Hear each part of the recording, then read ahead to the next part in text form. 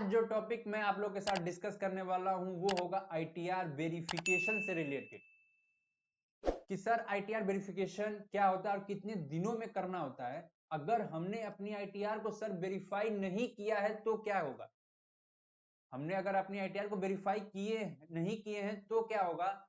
अगर उसको फिर सर नेक्स्ट स्टेप क्या होगा कि इनवैलिड रिटर्न, जैसे कि let suppose for an example मैं आप लोग को देता हूं कि मैं सी अभिषेक सिंह ने अपनी आईटीआर से सबमिट कर दिया लेकिन वेरीफाई नहीं किया हुआ है, तो कुछ टाइम पीरियड दिया जाता है कि आप with in that time period अपनी आईटीआर को वेरीफाई करा लो।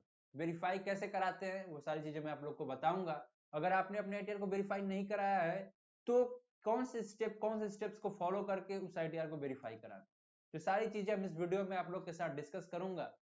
तो इस वीडियो को एंड तक देखिएगा और काफी नॉलेजेबल ये वीडियो आप लोगों के होने वाला है, स्पेशली उन लोगों के लिए जो नए हैं मार्केट में, जो कि आईटीआर जीएसटी का वर्क करते हैं, उनको उतनी नॉलेज नहीं है तो वो कैसे कर सकते हैं ये काफी, और जो लोग अपनी आईटीआर सर खुद करते हैं उनके लिए भी काफी इंपॉर्टेंट मैं टॉपिक आज आप लोग के साथ डिस्कस करने वाला हूं। तो सारी चीजें सर शुरू करते हैं। सबसे पहले जानते हैं कि आईटीआर वेरिफिकेशन क्या चीजें होती हैं। आईटीआर वेरिफिकेशन सर क्या होता है कि आपने जब अपनी इनकम की डिटेल डिक्लेयर कर देती है, इनकम टैक्स पोर्टल पे आप डिक्लेयर कर देते हो, तो वहां पे एक ऑप्शन आता है कि आप सर आईटीआर वेरीफाई करो। ये वेरीफाई मतलब ओटीपी के थ्रू एक वेरिफिकेशन होता है, या आप सर चार ऑप्शन देते हैं। तीन जो मोस्ट ऑप्शन यूज किए जाते हैं वो कौन कौन से हैं। एक तो सर आधार ओटीपी होता है कि आपके आधार से जो मोबाइल नंबर लिंक्ड है वहां पे एक ओटीपी जाएगा, ओटीपी डाल के आप वेरीफाई कर दो। दूसरा ऑप्शन सर हमारा डीएससी का आता है, डिजिटल सिग्नेचर सर्टिफिकेट, आप डीएससी के थ्रू भी अपनी आईटीआर वेरीफाई करा सकते हो। तीसरा ऑप्शन आता है, इसी थर्ड ऑप्शन के रिगार्डिंग ये वीडियो है, कि वहां पे आता है कि आप अपनी आईटीआर सबमिट कर दो और बाद में चल के अपनी आईटीआर को क्या करा लेना, वेरीफाई करा लेना। या आईटीआर वी की कॉपी निकाल के वहां पे सिग्नेचर करके आप सर बैंगलोर सेंड भी कर सकते हो वेरिफिकेशन के लिए।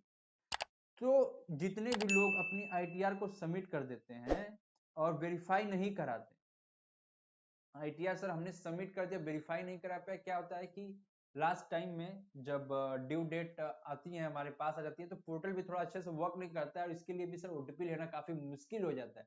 तो वहां पे कितने प्रोफेशनल्स भी स्किप कर देते हैं, इस पॉइंट को सबमिट कर देते हैं ताकि वेरीफाई बाद में करा लें।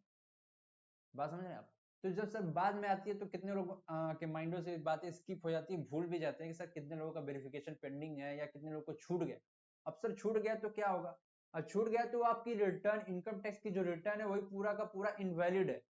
डिपार्टमेंट ये मान लेगा कि जो आपने सर भैया जो आपने इनकम टैक्स की रिटर्न जो आपने सबमिट किया हुआ है वो क्या है, इनवैलिड है। हम इसको मानेंगे ही नहीं। डिपार्टमेंट क्या मानेगा, डिपार्टमेंट मानेगा कि आपने अपनी आईटीआर फाइल ही नहीं किया है। अगर वेरीफाई नहीं किया तो फाइल ही नहीं किया है, डिपार्टमेंट तो ये मान लेता है। तो आपकी पूरी टोटल रिटर्न इनवैलिड हो जाएगी और लास्ट में चल के आपको काफी पेनल्टी के भी कॉन्सिक्वेंसेस बियर करने पड़ सकते हैं। इस वीडियो को जरूर देखिएगा एंड तक। तो सबसे पहले क्या करते हैं कि सबमिट करने के बाद, जैसे कि आपने अपनी आईटीआर को सबमिट कर दिया लेकिन वेरीफाई नहीं किया, तो कुछ टाइम पीरियड दिया जाता है। वो टाइम पीरियड कितना है, 30 डेज। अभी प्रेजेंट सिनेरियो की बात करें तो 30 डेज का टाइम पीरियड मिलता है कि विदिन द 30 डेज 30 दिन के अंदर अंदर अपनी आईटीआर को वेरीफाई करा लीजिए।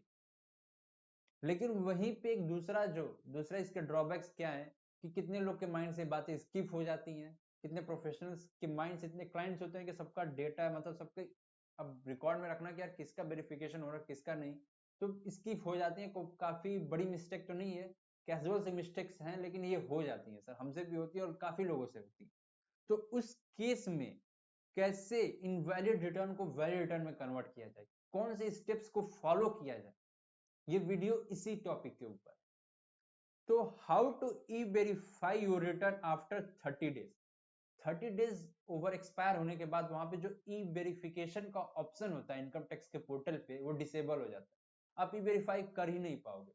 तो उस केस में आप क्या करना, सबसे पहले सर अपनी आईटीआर वी की कॉपी निकालना।